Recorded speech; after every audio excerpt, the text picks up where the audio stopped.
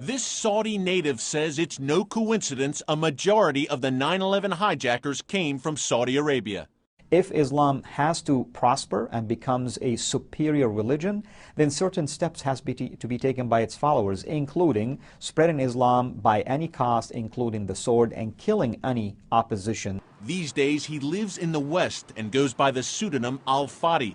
He also left Islam for Christianity, a move that would bring a death sentence in his native land. The crucifixion never took place. Someone else was made to look like Jesus and was put in his place. So you learn all of these things, and then of course you learned that the Quran commands you to hate Christians and Jews. Fadi wants to bring these bitter truths about Islam's holiest book to a Western audience.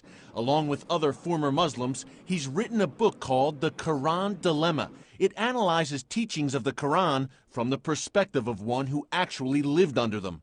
According to Fadi, life under Islam is much different than the whitewashed version often presented by the Western media and Muslim pressure groups.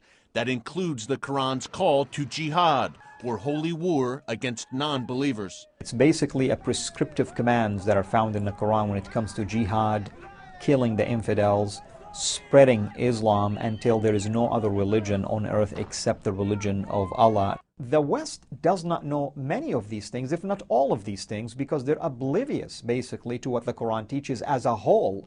They're only fed portions of the Quran. Those peaceful portions, Fadi says, came in the early stages of the career of Muhammad, Islam's prophet. During that time, Muhammad was living in the Saudi city of Mecca with only a handful of followers. His message changed dramatically, however, once he moved to Medina, gaining converts and political power. Many of the Quranic verses from that later Medina period contain calls to violence and intolerance. Like chapter 8, verse 12, I will cast terror into the hearts of those who disbelieve. Therefore strike off their heads and strike off every fingertip of them. Then there is the infamous verse of the sword, chapter 9, verse 5. Slay the idolaters wherever you find them, and take them captives and besiege them, and lie in wait for them in every ambush.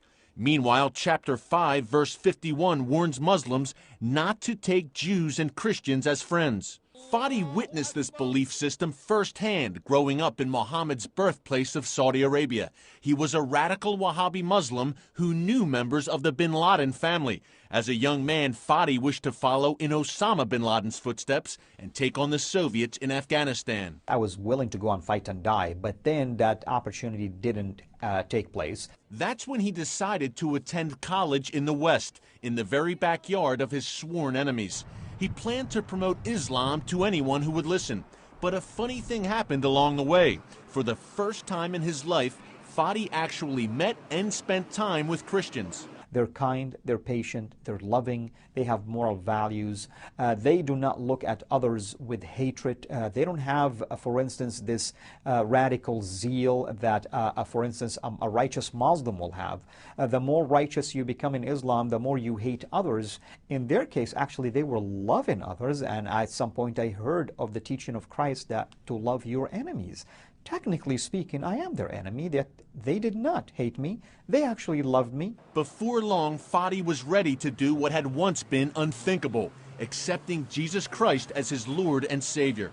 But the decision was not an easy one. For you to leave Islam, you're leaving your identity, your culture, your community, your family. There is no separation between state and mosque or state and religion. Fadi's family in Saudi Arabia eventually came to grips with his leaving Islam. One of his brothers, however, still threatens his life on a regular basis. Fadi says the threats won't stop him from telling the truth about his former religion. Muslims know very well that the best way to conquer is not by the sword anymore. It's by infiltrating the societies, the political systems, and by basically taking their time to grow to become a majority that at one point they will have a voice that they can topple things basically to their advantage. With the Quran Dilemma, Fadi hopes to ensure that never happens. Eric Stakelbeck, CBN News.